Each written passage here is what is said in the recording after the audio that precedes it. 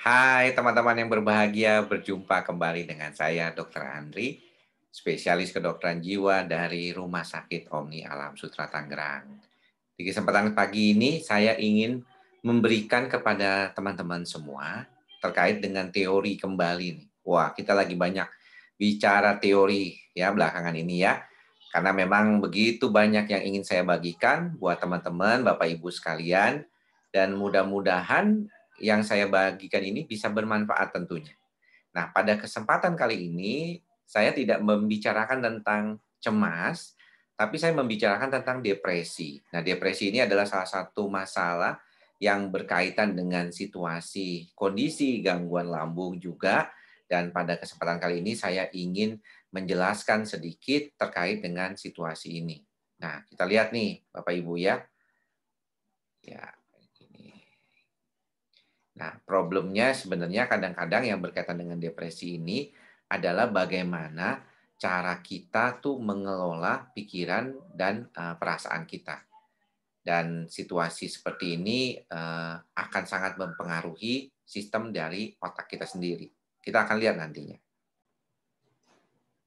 Nah, Bapak Ibu bisa lihat di sini ya, kalau kita berbicara tentang masalah gangguan depresi, kita juga berbicara tentang masalah yang berkaitan bukan hanya di sisi secara fisik saja, psikologis saja, kognitif saja, tapi semuanya. Ya, kalau kita lihat di sini tuh ada beberapa problem yang berkaitan dengan depresi itu juga berkaitan dengan masalah emosional ya. Jadi nggak heran nih ada orang yang mengalami gejala-gejala sadness, sedih ya, irritable, rasanya kayaknya keselan, kemudian juga ada anxiety ya, banyak mengalami gejala-gejala kecemasan, kemudian juga merasa tidak ada kesenangan, ada ide-ide bunuh diri, ada hopeless ya, nggak ada rasa lagi gembira, putus asa, dan ada perasaan yang bersalah yang tidak sesuai. Jadi ini kalau kita melihat depresi dari sisi secara emosional. Kemudian depresi juga berkaitan dengan masalah yang sifatnya kognitif, ya. Apa aja itu? Misalnya perhatian dan konsentrasinya ya menurun. Kemudian juga ada problem yang berkaitan dengan memori, baik memori jangka pendek maupun jangka panjangnya. Sehingga banyak juga orang yang mengalami depresi seringkali gejalanya itu kayaknya kekhawatiran. Kenapa kok dia nggak bisa konsentrasi dengan baik? Dan juga ada terkait dengan decision making atau keputusannya, planningnya, ya merencanakannya, organisasinya juga dan mental sharpness ya. Jadi dia pikirin tentang bagaimana dia mengolah ketajaman mentalnya juga ini sangat terpengaruh ya pada orang yang mengalami depresi, kecepatan berpikir dan juga judgment ya ataupun apa kalau kita bilang tuh penilaian, kebijakan. Nah, yang juga perlu dipahami pada orang-orang yang mengalami depresi, banyak di antara mereka juga sebenarnya mengalami gejala-gejala fisik. Apa saja gejala fisik yang terjadi pada orang depresi? Dia bisa fatigue atau kelelahan.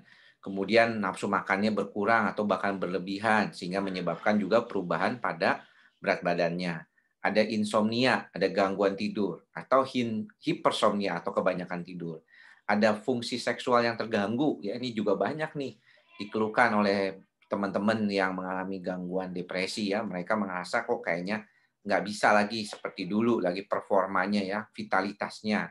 Kemudian juga ada agitasi motorik ya, biasanya suka kejang ya, kaku seperti itu. Bahkan bisa sampai nyeri ya, mengalami nyeri dan ada sakit kepala dan juga ada gejala-gejala lambung. Nah, ini juga yang seringkali dikaitkan dengan situasi ini. Nah, problemnya adalah terkadang situasi-situasi yang berkaitan dengan gejala-gejala ini itu tidak kelihatan secara keseluruhan seperti ini. Jadi tidak sebenarnya berkaitan dengan hanya emosional, tidak hanya berkaitan dengan kognitif, tidak juga berkaitan dengan fisik, tapi lebih sering muncul, apalagi datang ke dokter umum, penyakit dalam, dengan gejala-gejala fisik. Jadi gejala depresinya itu nggak kelihatan seolah-olah. Habisnya nggak kelihatan sih dok, jadi nggak gimana kita bisa tahu.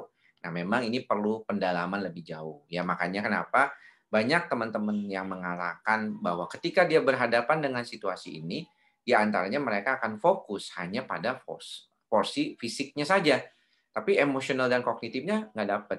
Sehingga mengapa di dalam pengobatan untuk pasien-pasien yang mengalami gejala fisik pada kondisi gangguan mood, yang biasanya bergejala psikosomatik lah kita bilangnya, juga kita bisa memberikan obat antidepresan dosis kecil, bukan cuma buat ngobatin cemasnya, bukan cuma ngobatin gejala fisiknya, tetapi gejala serotonin yang terkait dengan sistem di otaknya.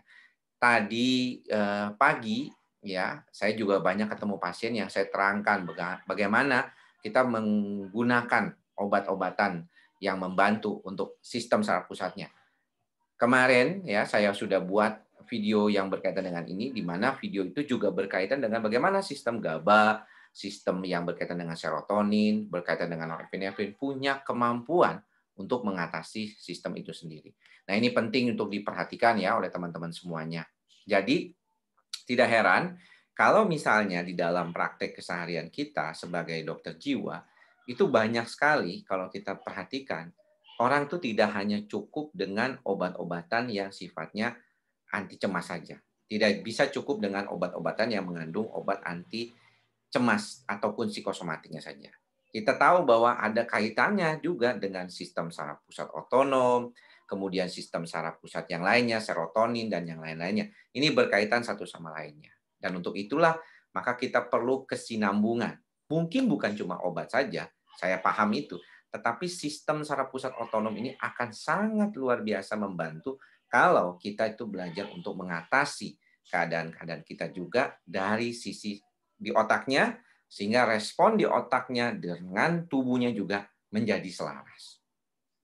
Ya, inilah hal yang mungkin perlu diperhatikan oleh Bapak Ibu semuanya. Semoga bisa memahami nih, kalau dokter ngasih obat itu dia bisa memahami. Tapi tetap jangan lupa ya mantra saya, ikhlas, sabar, dan sadar tetap dilakukan. Bukan hanya cuma diingat-ingat, bukan cuma hanya dijelaskan dari sisi ditulis seperti yang ada di layar ini ya, seperti yang di sini nih. Nah, gitu ya. Tetapi juga harus diikhlas. Jadi ikhlas, sabar, dan sadar ya. Mudah-mudahan teman-teman semua berbahagia. Semoga semua makhluk berbahagia. Sampai bertemu lagi di lain kesempatan. Salam sehat jiwa. Bye-bye.